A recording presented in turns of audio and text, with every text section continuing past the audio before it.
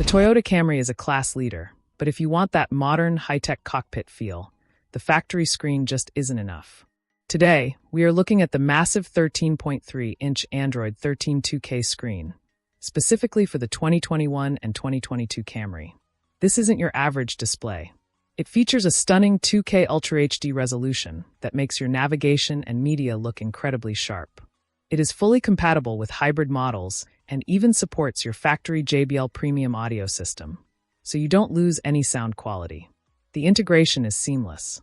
You get wireless Apple Carplay and Android Auto, allowing you to use Siri or Google Assistant for hands-free control. One of my favorite features is the split-screen display, where you can run your navigation on one side and your music on the other simultaneously. It is also a safety upgrade. The system supports a crystal-clear reverse image with dynamic guidelines to make parking effortless. Under the hood, the Android 13 OS ensures everything runs fast, from Google Maps to your favorite streaming apps. It even retains your original steering wheel controls, making it feel like a factory-installed luxury feature. The installation is straightforward and designed to fit your Camry's dash perfectly.